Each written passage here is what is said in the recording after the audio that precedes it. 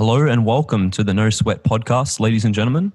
This is Dodd, and as always, we're joined by some of the finest gentlemen going around. And JD, how are you, mate? We'll start with you. Yeah, get stuff, Dodd. Doing well, though, mate. Doing well.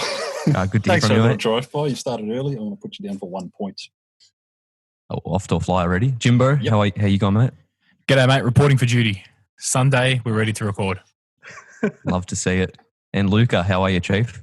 Yes. Very good. Thank you. How are you? Yeah, very well. It's good to be back with you, lads, as always. How's the week been so far? Yeah, good. It's been a busy one. I've been cooking a few recipes, some potato recipes, as I alluded to in the first pod. But I'm pretty sure JD wanted to get someone off his chest real early in this. Look, piece I here. did. Yeah, for those at home, I've been dying to share this recipe because, frankly, this is going to change your life. I don't say that often, but this will change your life. All right, so what you need, chicken wings or drumsticks, or if you go down to Leonica Chicken there in Thomastown, you can buy the chicken nibbles. They're very good as well. So you get about 3 pounds, about a kilo or so. You need a half a cup of mayonnaise. Bear with me. Stick with me here. You need a cup of grated Parmesan sugar. Not sugar, cheese. Parmesan cheese. Get that right. The old Parmesan sugar. Yeah, I love a bit of Parmesan sugar. All right, so you get half a cup of mayonnaise, 1 cup of Parmesan cheese, and then what you can use is basically any form of herbs that you want. Generally, we go with like a garlicky kind of herb, spices, but frankly, whatever you want, oregano, rosemary, thyme, chuck it all in, put all the chicken in a bag, mix it all up, get all the mayonnaise sort of covered all over the chicken, get the juices flowing. Then in a oven, preheat it to 190 degrees, not fan forced for 40 minutes. Boys, these will change your life. It is the simplest preparation you'll ever do and the most delicious chicken I've ever had. Something about the mayonnaise and the Parmesan. Oh, it's good stuff. So there. You can add mayonnaise. You can add mayonnaise to absolutely anything. It is one of the world's greatest inventions. Egg and oil. What more do you need? Is it pick one in the sauce draft? Look, it's definitely a lottery pick. I'll put my life on that. Pick one. If you're eating coteletti, if you're eating schnitzel, is it your go-to? Tomato sauce doesn't go straight with some cotoletta, to be honest. Oh, it does, yeah. If you put a bit of sriracha in the mayo, it also takes it to the next level. Yeah. Ultimate. Yeah, but if you're having a schnitzel, yeah, you got to have a bit of mayo. It has to be mayo based, no matter what it is, mayo based.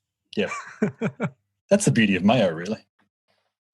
And welcome to episode 1 of Mayo Chat. Off to a saucy start. No, I love it, lads. And next week when we discuss barbecue sauce. I won't be here for that one. Numbers are going down already. But anyway, boys, we're off to a flyer here at No Sweat. Plenty to talk about this week, lads. Footy is 19 days away, and we should have the fixture out by tomorrow, by all reports. But at the moment, we've got 3 games lined up. So they're thinking Thursday night, we've got Richmond-Collingwood. Friday night, Geelong versus Hawthorn. And Saturday night, we've got the showdown between Adelaide and Port Adelaide. So over to you, boys. What are you most excited about for these first 3 games? Probably just dusting off the cobwebs. That's probably the main one. So that obviously Richmond-Collingwood being the major blockbuster, and obviously this week that'll shake off everyone's cobwebs. You might see a bit of artificial sound. In terms of what we're looking forward to, I'm looking forward to seeing Dusty get overrated for another season. That's primarily... he's obviously a gun. Looking forward to some good football, actually. Some huge rivalry games this week, which I like. The Easter Monday game between Geelong and Hawthorn has been moved to this week, so that's great. And the showdown as well, which is going to be played in Adelaide, so that's one less game in the hub for them, which is good as well. So just quietly, did I miss something here as far as why there's only those 3 games planned? Like what, they just haven't done the fixture for the rest of the... I think those 3 being the marquee games are the ones that have gotten out so far. And I think they're the ones trying to generate the excitement. Yeah, it sounds like a controlled, purposed leak. Yeah. Yes, okay. Generate the hype and what have you. Yeah, fire everybody up. Okay, yep, fair enough. But yeah, by tomorrow, the whole fixture should be out, which should be good for, I think, the first 6 weeks. Are they doing it in blocks, the fixture? It's 4 or 5. Okay. Yeah. What a nightmare to organise this fixture. I would not want to be in Travis Old's position at the moment. It's an interesting one, though, because people have been mentioning for years whether it's worth having like a rolling fixture like this with a bit of flexibility for scheduling Friday night games for the teams that are in form and whatnot. So it'll be interesting to see how it goes if they do end up using it to play the teams that are most successful in the early weeks in the more prominent spots. Is that something that's been floated for normal season as well? Yeah. People have been speaking about it in the past because, for example, I think it was 3 years ago, Carlton had like 6 Friday night games. They were absolute steaming trash. And everyone was complaining, why are they giving all the good games to crap teams? So it was suggested that they could potentially do a floating fixture like this where blocks will come out based on form and whatnot. I think the limitation for that at the time might have been the travel and the logistics aspect of it, of not knowing where and when and organising flights and accommodation, all that sort of stuff. But are you saying, so you know who you're playing within the entire season, but just when across that weekend is the variable? Or are you saying it'll just change irrespective? Well, I think that just depends on how many games are being played and what the system is in the year. This year, I think it's going to be a bit completely unknown.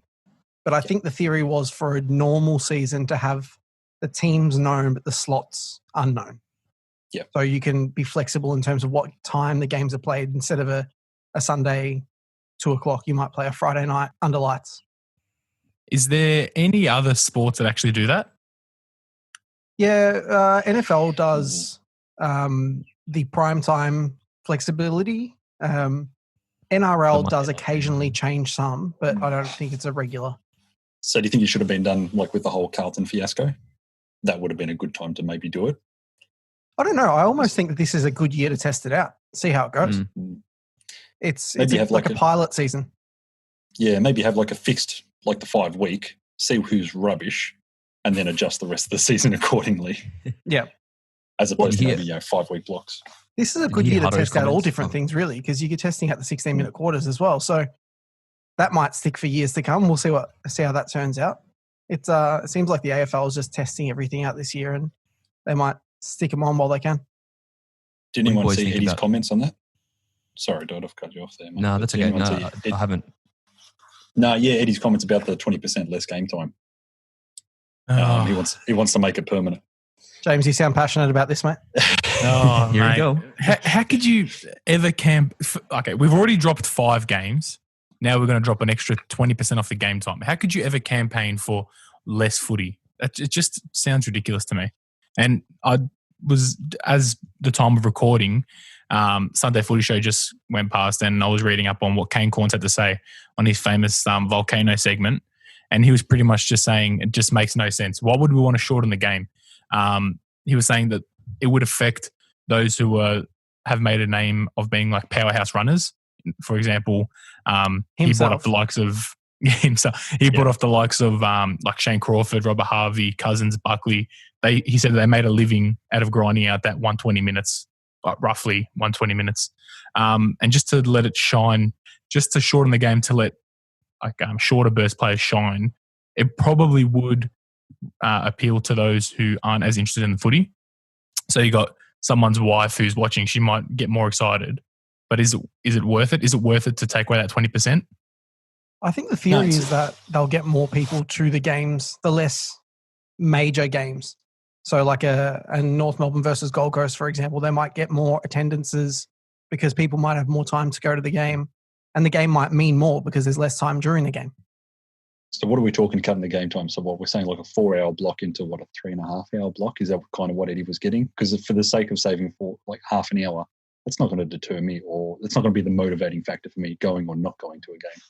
Well, the 20% would be from 20-minute quarters plus time on to 16-minute quarters plus time on. So that's the reduction. So pretty much what we have in round 1 made permanently. Made permanently, yeah, which I'm not a fan of. Like you said, like the fact of those the burst players. I was watching some footage of the games played in the 80s. The blokes were mostly overweight. They could barely run out a game. Yet the game time they played, was still the same. Now we've got fitter players actually playing at a faster pace. So the game by comparison has actually gotten quicker. We don't need to make it any quicker, again, by cutting game time to allow for those athlete-type players. So are they saying they want the 16-minute quarters just for the rest of this year, or actually to make it a permanent thing moving forward as well? By the sounds of it, I think Eddie wants it permanent. Oh, wow. Yeah, there's rumours coming out that the AFL wants it permanent as well, and they're using this season just to slowly introduce it. What are your boys' thoughts of a wild card playoff round for the last few seeds? I think Hutto mentioned it this week. Luke? I really like it. Someone like Hutchie's been speaking about this for years because coming from America again, where especially now that the AFL teams have increased, now we're up to 18 teams and only 8 teams make it through. Well, the theory is you add in teams 9 and 10 to have a chance. It makes the season a little bit more exciting for more clubs and more fans as well. I don't mind it. You give 6 to 10 a wild card round, play those 2 games and make that the bye of the finals. Makes sense to me. Especially for this year as well, because if you're a team that's 11th, 12th, and you're playing with no crowds, there's a lack of energy already. There's not really a lot to play for, but if you got that chance to sneak into a wild card round, maybe that's the energy they need to keep going to boost it up a bit. Yeah, I agree. I like it. John, what do you think? Shaking your head No, there. no, I don't like it. I don't like Well, it. Just a traditionalist, aren't you, John? No, look, yes and no. North won't make it anyway, Chief. So no, frankly, if you're not good enough for the entirety of the season, why should you be able to fluke a game and get on a run? To get through. Let's just leave it as is. The finals are set. View every game leading up to making the 8 as the wild card round, if you want to call it that. You don't just you happen to roll into. What if you have a good little late charge? You roll into 12th from 16th at the end of the season, and you get a spot at the finals, and you're going to get knocked out first game. You don't want the trash. You don't want likely trash sitting at 12th rolling into the final series when you could have better teams there that just happen to have a bad game or something along the way, yet have been the better club throughout the season. So, final 8's good, boys. But there's potential for good stories as well, isn't there, though? Like you think of a Doggies, they came from 7th. This will just extend it to 10th. So it's only... That's exactly it. The Doggies did it with a final 8. Just looking at 2019's ladder. So if we had the wild card, teams up to 12th, so going 10th, from 12th to 9th, 10th. Yeah. So we would have had Port Adelaide. So Port Adelaide and Hawthorn would have made the finals. Does that sit right with you guys? Do we feel like Port played a season worthy of a finals berth? Luke? No. Well, you're not necessarily making the finals yet, are you? You're making the wild card, and then you have to win the wild card to actually get into the proper final. So it's just like giving you one extra chance. It's rewarding mediocrity. I think if they ever brought it to the AFL, they'd have to change the name. That name would infuriate people. Wild card. Oh, what they're lucky to get in, and that people will think, oh, it's we're Americanizing the sport again. You definitely have to change the name. We might have to put that out to the I was going to say we might have to put it out to the Twitter faithful at No Sweat Podcast. What would you call, if there was to be a wild card like round, what would you actually call it? Because it stands to reason why it couldn't be called a wild card round. You'd call it the Joker position. They're not good enough, but almost good enough. Joke. The asterisks. We weren't good enough for the North 23 Melbourne games slogan, of the isn't it? season. That's 2, Dodd. I'm off to a fly here. That's 2. This one in there as well, John. That might be 3. 3 changes. Sorry. A lot of changes happening, boys, whether they are going to affect the season. We've got the restrictions with the media and the social distancing rules. What are your thoughts on that, James, with the new rules in place there? Look, some of it, I understand a certain portion as to why they would want to do it, just to show that good intentions from the AFL, showing that we're still socially distancing when possible. But it's just ridiculous. It's illogical. So, for example, going one by one from what you said, media isn't actually allowed to enter the hub in Brisbane alone. They're not allowed to go for an interview for a player, but they are allowed to see and speak to a player at training. So, where's the logic in that? If it's a virus that's going to be passing, it's going to go from the player regardless of where you meet them. In regards to the actual social distancing during a match, how ridiculous is it to have players social distancing on the bench? Come on. Is this a level of PC that's just gone beyond any reason whatsoever? Whatever it is, it's just ridiculous. Like, you've got players that are practically next to, on top of each other during a game. They're transferring sweat, hopefully not saliva, but transferring all types of fluids. So there's more of a chance of catching it on the field rather than on the bench. What do you reckon, Luke? None of these rules make sense to me. Seriously, it's a full contact sport, and then you're separating people on the bench. You're separating people in the song after a win. There's extra time between goals so they can disinfect the ball. But all that involves is another person touching the damn ball. Like, the players need to touch the thing anyway, so what's the point? It just does not make any sense to me whatsoever. I think it's absolutely ridiculous. And the ridiculous thing as well is these players, and I sort of wanted to touch on this last week because it was more in the media and all doing the rounds last week. But if players are going to be getting tested twice a week, including once 24 hours before game day, what is the point of being social distant on the bench? If you know that you don't have it, you know that the bloke next to you doesn't have it, what is the benefit in any of it? I'm struggling to understand. You're training with these guys all week as well anyway. Right. And then you've got the other rule. Sorry, John, go on. No, well, I think the only potential logic behind this is trying to set a standard of role model for society somehow. That's the only logical explanation that I can come to. It's like, well, at least they're trying or making the effort to do so. And then you're right, then they go and they're tackling each other and what have you. Yeah, is it an aspect of the AFL just trying to look good in the political standpoint, just trying to make a good impression on people, even though knowing these rules may not actually be enforced? I get a feeling this isn't the AFL enforcing these rules necessarily. I get the feeling this is probably more a governmental health system type thing, compromise perhaps. Yeah, it might be we're allowing you to break these rules in order to play, so you're going to have to do this in return to maintain that positive image. But seriously, like, if people can't be that dense in thinking, oh, look, I'm watching the game, but then I'm going to watch the bench and know that they're distancing, so therefore I should still be doing it in my own life.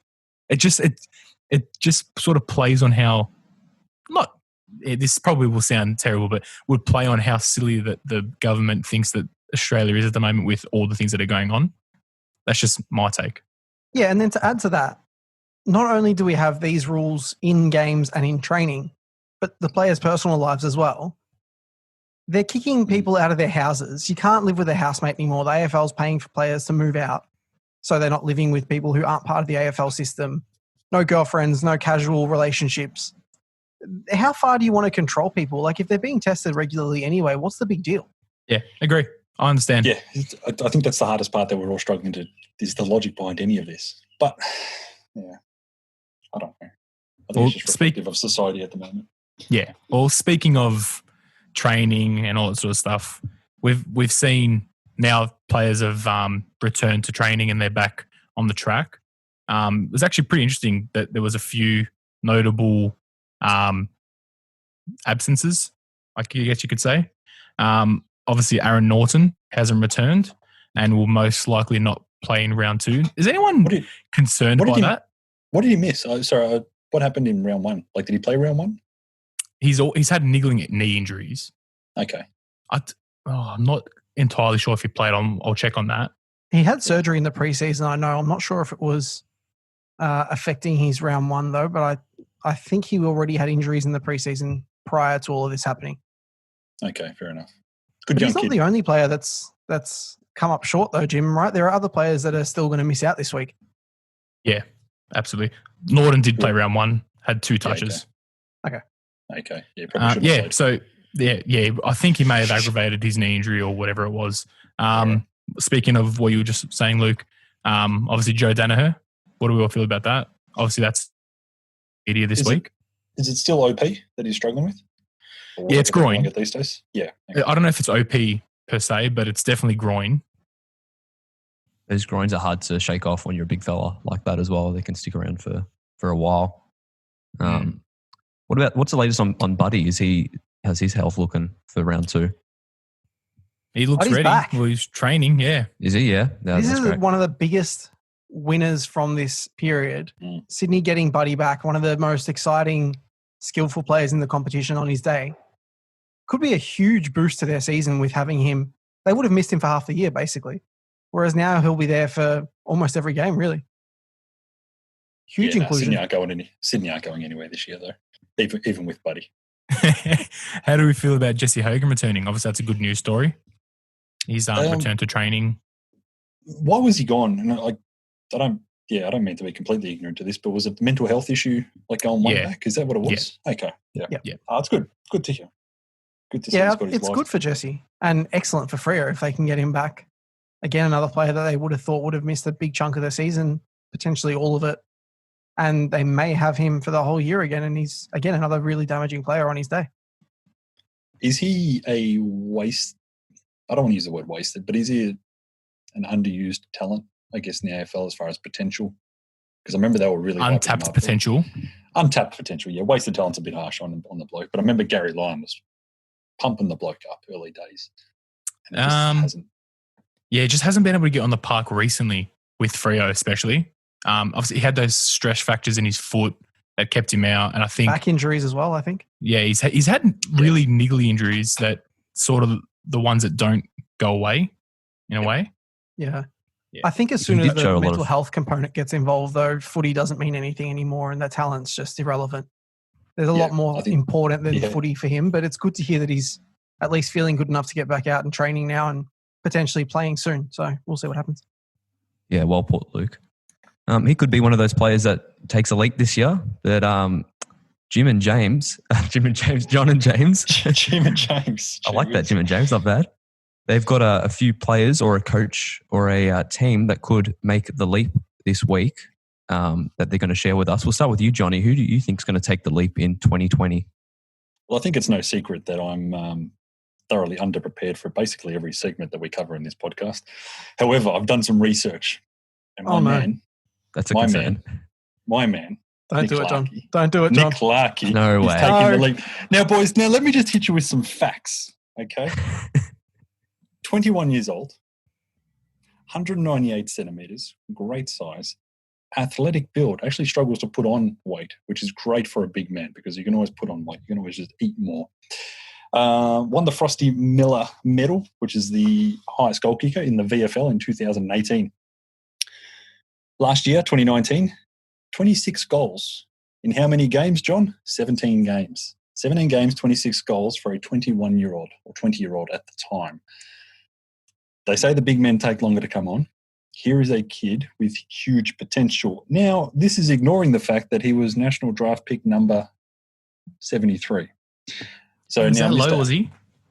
Yeah, to be honest, I was shocked. I think he got taken far too early. But that's all right. You talk about Aaron Norton popped up before. Aaron Norton, top 10 draft pick, 7 or 8, I think it was, in his draft year. Just going off memory. Yeah, rings a bell. Yeah, it would have been about there. Frankly, I see this kid with just as much, if not more, potential. Far more mobile. And I think he is going to hit his stride. And he's got the one key thing that every key forward needs. The bloke can kick straight. Remarkably, he can kick straight.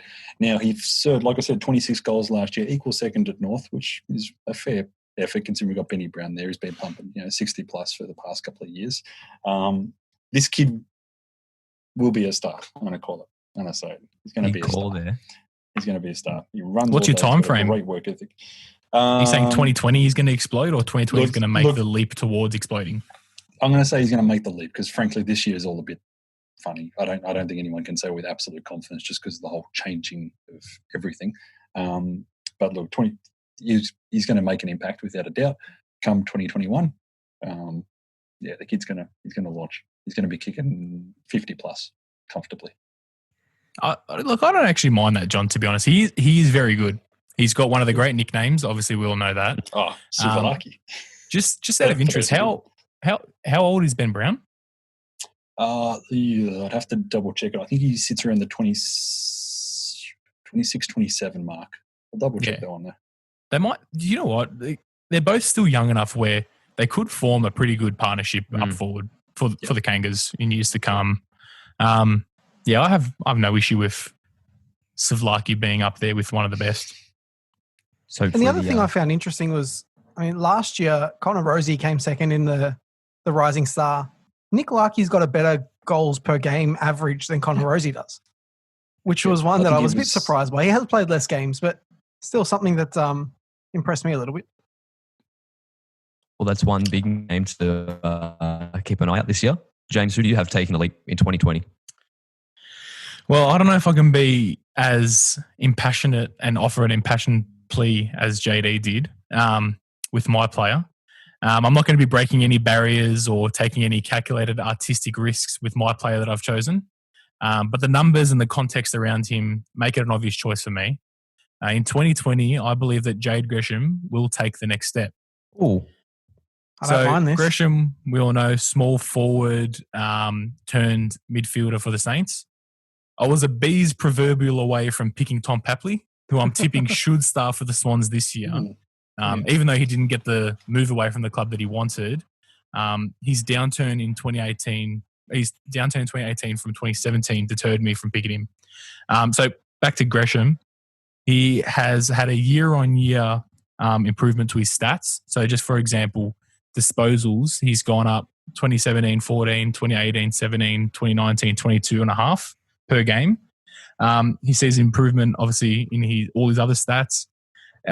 He's had an expected move to the midfield this year. He trained with the mids in the preseason, looking to make that step into the midfield, not just as a forward.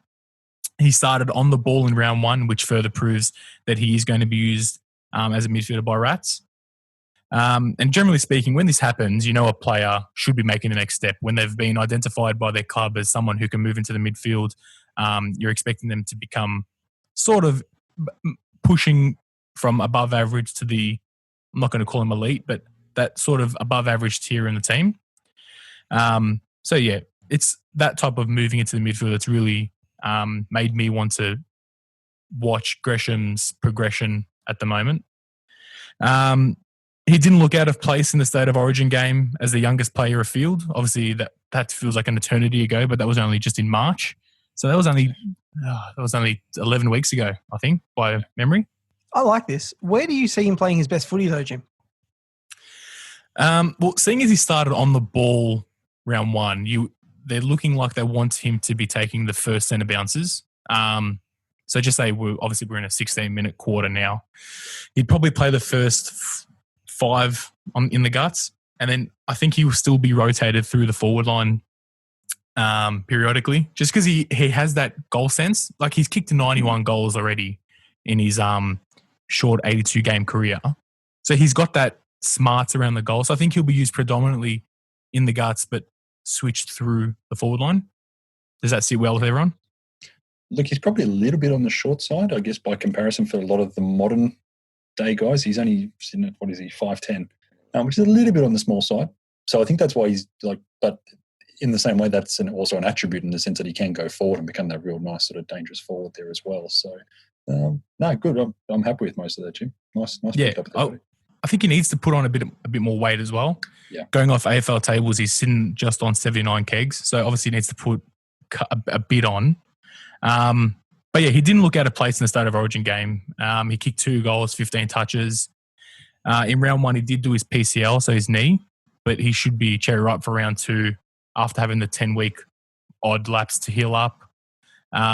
He said, I think it was during the week, he said that he's feeling good and ready for round 2. So he's obviously another one that's been helped by the pause of games. And it should please a couple of boys on the pod here, as his family still lives in Mill Park. So it should Get be in. a fan Northern favourite. boy. shout out Mill Park. Jim, I have one problem with this. Go for it, mate. You've done way too much research. Yeah, I don't know. That's what the great man does. It's a pleasure. You really laid down the law for me and Dodd next week to step up and produce some quality here. Yeah, well, me and old JD over here, we wanted to set the bar high. Yeah, And we know that we were the 2 best to kick it off. So we know that, yeah, it's going to be a struggle for you 2 next week. We're really the analysts here, I think, Jim. Analysts. Oh, yeah. Would be the expression that I would use. I went deep this week. I went into Footy, that Footy Live app. It's quite good. Yeah, I'd say you're the king of this quartet here. Yeah, definitely. Love it, boys. So we've got Jake Gresham and Nick Larkey to look out for in 2020. Keep an eye out for them. Love your work, lads. Now, we're heading into the tribunal this week. We have our start, bench and cut that had a bit of controversial statements last week. So we're looking forward to this again. We'll start with you, Jim. We've got a few dynasties for you this week. So we've got the Brisbane Lions, the Geelong Cats and the Hawthorn Hawks dynasties. Oh, well, you have to take Hawks from 08 to 15. That you're starting that one. you probably bench Brisbane. Going 3 in a row isn't easy. Obviously, that's why Hawthorn are there as well. And I'm cutting Cats to go 07, 09 and 11. It's good. I wish Essendon did it, but it's not top 2 out of those 3. Sheesh. That's hard. That's a tough one. Love it. That's a very tough one. If anything, an argument can be made for the Cats, like kept it up over a Consistency. sustained period. Longevity. Yeah, I suppose. That's all right. You got to cut one. As a Hawthorn supporter, I'm very happy with your answer there, James. So thank you for that. All right, Johnny, your turn. Hit me. We've got a different sport here. We got Ricky Ponting, Brian Lara, and Sachin Tendulkar. Who do you start, bench, or cut? So we got Tendulkar. Look. I've got to go Ricky. If nothing else, just based off the pull shot that he played. Beautiful he's a thing. good he's a North Melbourne supporter, just quietly. And a proud Tasmanian. And a proud Tasmanian, which I'm not, but thanks for that, Jim. No, look, I'm going to go. It's hard to go past Tendulkar. Tendulkar, though, he just played for so long, which allowed him to get those 100 Test centuries up. But given that he didn't have the physicality, but he's got the skill, so I'm going to go Ricky, Tendulkar, Lara. Wow. Wow, there's bias. There's definitely bias, but no, Ricky was fantastic. He was I don't think we'll ever have solid 3 players like that again, all at the one time. Nicely handled there, JD. And Luca, we've got you last here. So start, bench, or cut.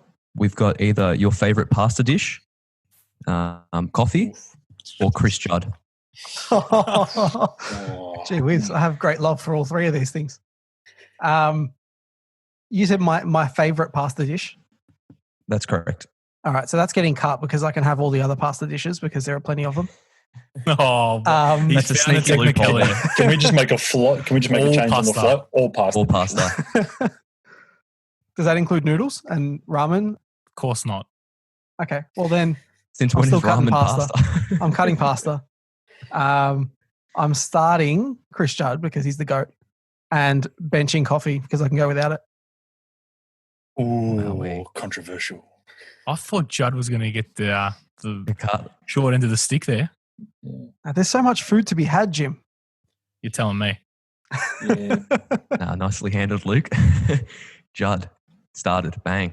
All right. Well, thanks for that, boys. Tribunal, another week done and dusted. I think we're going to head over to Footy IQ now, Luke. Yeah, I'll take this one back. So here we go. This is round 4 of Footy IQ, Australia's favourite trivia segment. Now, you know how it works by now. We go around in a circle. Everyone answers until you get one wrong or we finish the list. Let me just get Google up. Hang on. Need it after last Well, week's you might need it considering Ormies. we've only had one winner out of 3 weeks so far.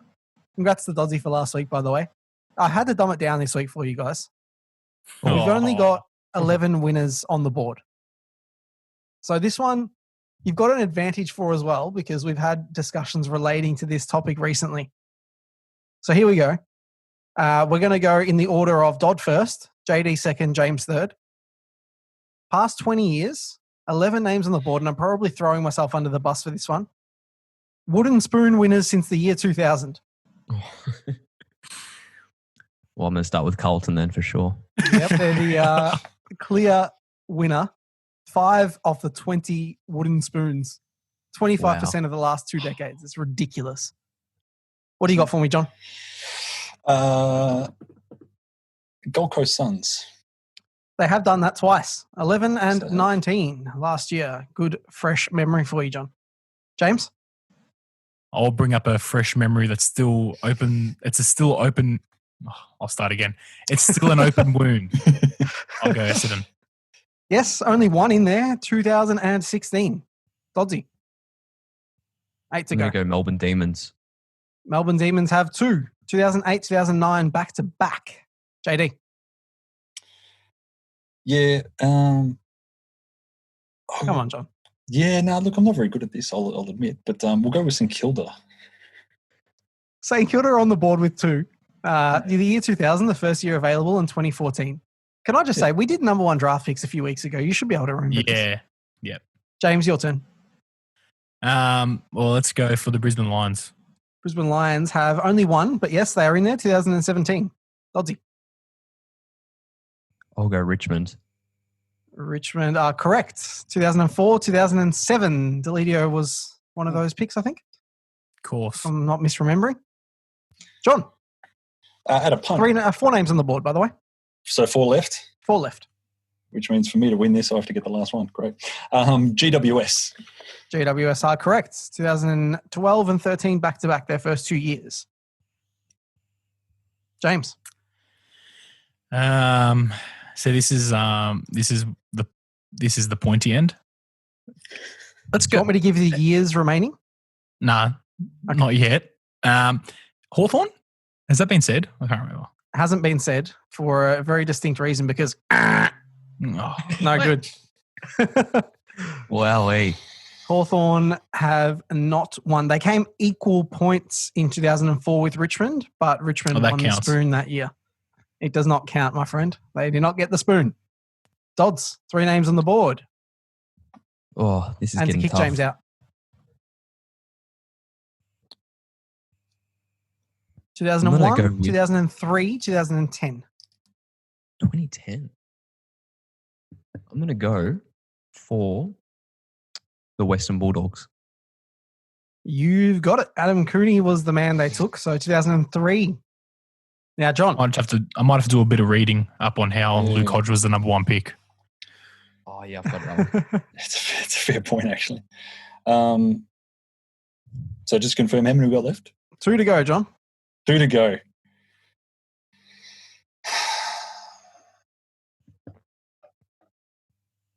Freo. 2001 on the board. Damn it. Good call, Johnny. Thank you. All right. 1 left, Doddsy. It's all on you, mate. Or John. One of you two will win this. We can't let Johnny win one. This is the world's gone Yeah, mad. Oh, this is 2010. unprecedented. Could I get the year, Luke? Was it 2010. 03? Oh, 2010. Yep. All right. I'm just going to stab in the dark here, and I'm going to say Port Adelaide. Ah. No good. Johnny, here's a chance to take it. Luke Hodge was the number 1 pick because of Trent Crode. For everyone out there who Thank you. has forgotten, like my good self. Unlucky, Jim. Unlucky. So 1 left. 1 left, John. 2010. 2010. Brisbane Lions.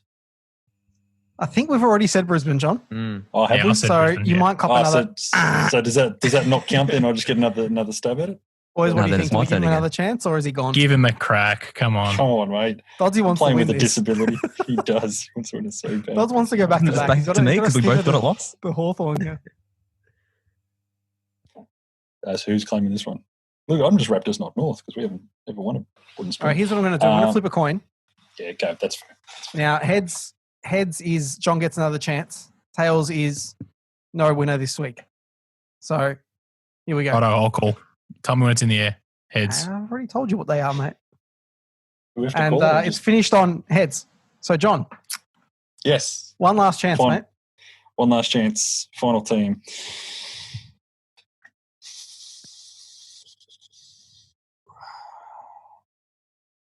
Adelaide Crows. Ooh.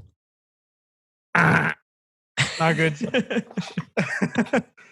It the wasn't. winner was, well, out of you three, nobody, but the winner of the 2010 wooden spoon was the West Coast Eagles. Wowee. You know what? I didn't say them because I heard some ridiculous fact that, they've made the finals the most out of every club, and I thought, there's no chance they finish down there. But thanks, Luke. Yeah, it's an Nice interesting one. topic. Not bad, not bad. There was a few, like the Eagles turned that around pretty quickly. They ended up becoming a pretty successful club not long after that. So, yeah, interesting one. At least we got most of They're them right this week. Yes. Their Yeah. first Most of pick in last that week. in that 2010 draft, due to Gold Coast, their first pick was pick 4, and they took Gaff. Stiff. That's very stiff. That is a bad year to pretty bad. finish last. So who was Yeah. number 1 in that draft? Or 1, 2, and 3? So 1, 2, 3 was David Swallow, which coincidentally was actually the first player drafted for Gold Coast. Yep. And then second Harley Bennell, 3 Sam Day. You wouldn't Interesting. be too annoyed then. Looking back in hindsight. Yeah, they probably did get the best player. Yeah. To be fair. Yeah. And then if you scroll down a little bit further, you got Dan Gorringe at pick 10. So that Go. was also a letdown. That was a letdown. Not for our social media accounts, though. All right, boys. Well, I think that's us for this week. Thank you for joining. As always, follow us on the socials at No Sweat Podcast on Twitter, on Instagram. Any closing comments? So goodbye from me. Be found at top 4 next year, global and trending. Get around him. Very good. All the best with your chicken wings and chicken drumsticks this week. Don't forget, half a cup of mayonnaise, 1 cup of grated parmesan, plus secret herbs and spices. Parmesan Grated sugar. Parmesan sugar. Sorry, parmesan sugar. Yeah, parmesan sugar. Give it a go. Let me know. Thank me later. See you, boys. Love it. Beautiful. Thanks, Thanks guys. boys. And see you next week.